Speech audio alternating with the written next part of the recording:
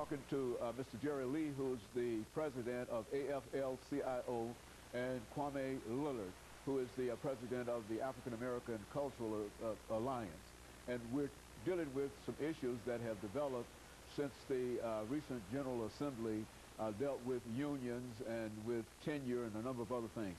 And of course, Mr. Lee, let's have you and Leo, let's start with you, because I think we promised we were going to open with you. I think we need to go back to what the young lady said about teachers and principals. I saw a sign in North Carolina 30 years ago, huge billboard, all down Highway 40. And it said, if you think education is expensive, try ignorance. And right now, it seems like many people who are in that state capitol want to try ignorance. And we're not going to let them. Nobody I know, including that young lady, or her mother, or any decent parent, is going to let the legislator try ignorance from Tennessee. We're not going to stand for it. People are going to go down there on lunch hours. They're going to flood the emails. They're going to do whatever they can to make sure, as that young lady said, that we have to have literate people in our state who can read whether a fountain is black or white, who can read anything that requires that person to hold and maintain a decent job that will boost our economy. We cannot afford ignorance, because ignorance means that no job. Ignorance means people can come to our state and put all kind of economic scams on us, like that thing down there in Murfreesboro, that make-believe project that nobody did any research. That's ignorance. We don't want a working force that's ignorant. We want a working force that is something that's a prize for us, that can attract industry and create jobs. Bring those jobs back that Jerry talks about. That's everywhere except here. We can bring them back. We're going to bring them back because we're going to have a reason for them to come back. We're going to have some smart, intelligent, efficient, loyal workers. As a matter of fact, as the president of the AFL, you've been accused of being the leader, Jerry, of this activity, bringing all these folks together. And I would be proud to take full credit for it, but there were a lot of people involved. Social media probably got 500 people there. People came from all over the state. Other groups participated in the planning, and not only union groups, but community groups and faith-based groups. So it was a real coalition of people, and I think they're all trying to say we're fed up and we're not going to take it anymore. Some of these regressive laws that they're passing against unions to weaken unions, where, for instance, they're not going to allow for the employer to withhold the dues to pay them to the union.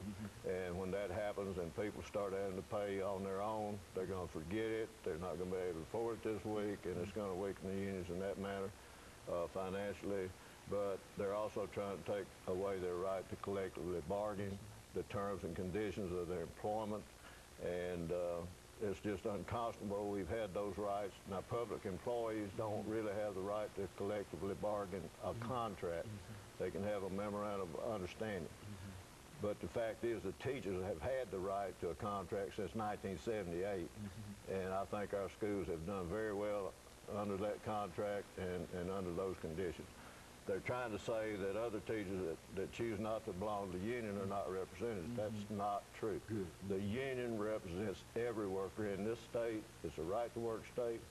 People that are in the union in Tennessee are there because they want to be, not because they have to be. And they remember things like not having weekends off. They remember things when their boss could fire you on the spot. That's right. When they remember when somebody that age of that child here had to work. Now that's what unions brought to America. Nobody wants that back. Nobody in their right mind in the state wants to see unions gone from the state, because you're going to have that same kind of abuse of everybody.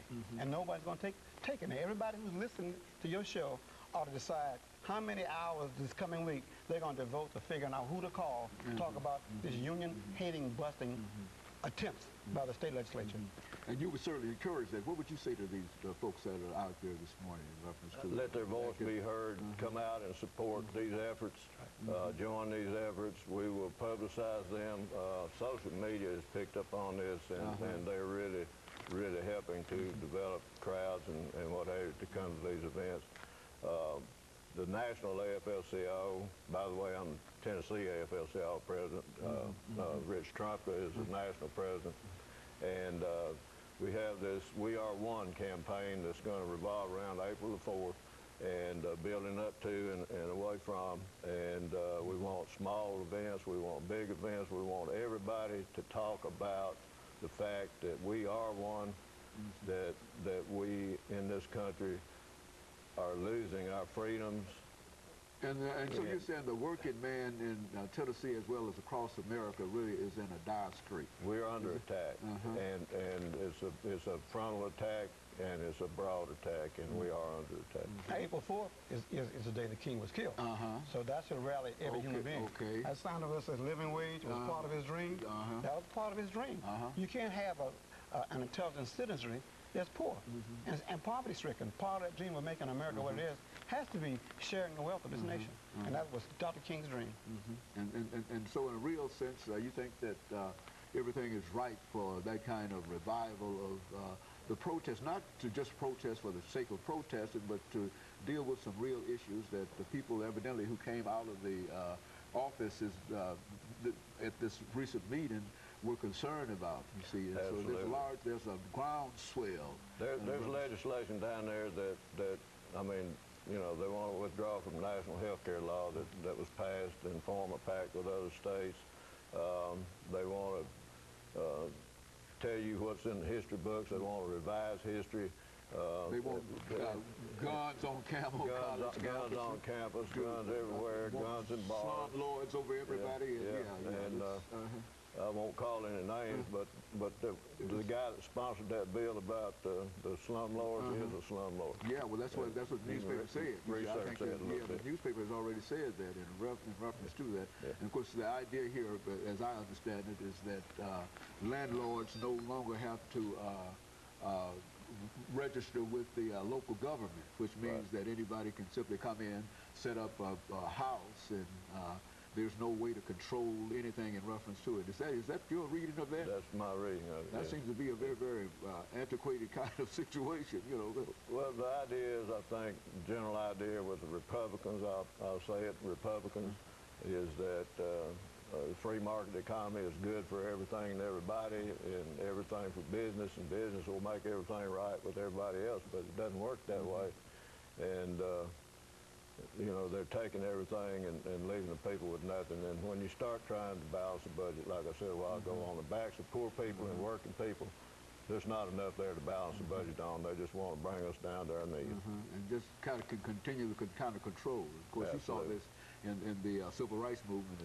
It took people, it took young people, it took everybody to make that country change that hate that was illegal. I mean, if hate sometimes is not legislated, sometimes comes in your heart.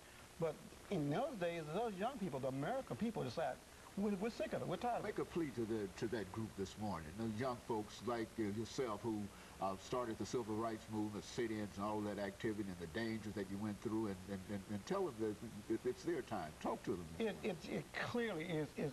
We had a motto, and this applies to you all young people: if not now, when? And if not you, who?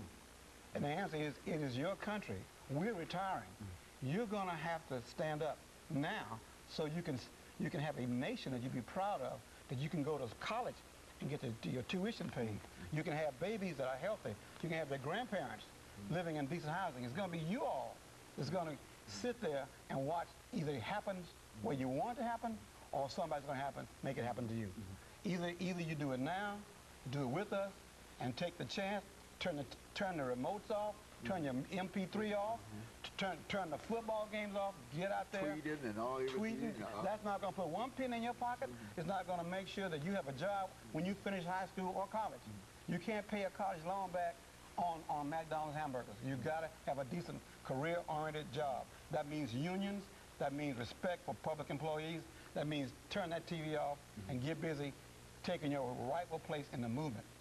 Okay, your final words, Mr. Lee, in reference to this. I guess my final words would be to pay attention, to educate yourself on what is truly going on.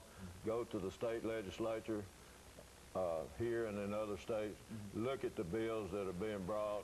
Look at the way they're forcing them upon us. With a large majority of people, there is no heartfelt relief there for us. I'll tell you, it's all about business. It's all about business interest, and it's all about taking it away from the people. Okay, over the last 30 seconds, let me thank the two of you as well as Alana for coming by and giving us that excellent information about the protest movement in Tennessee. And certainly I couldn't end this without adding that the students at Tennessee State University and all of these historical black colleges, Scarry and others, have a special responsibility because they have to continue this movement that was started here in a real sense. And so that's the only way. Let me encourage you to tune in again next week for another informative edition of Comments. Thank you and goodbye.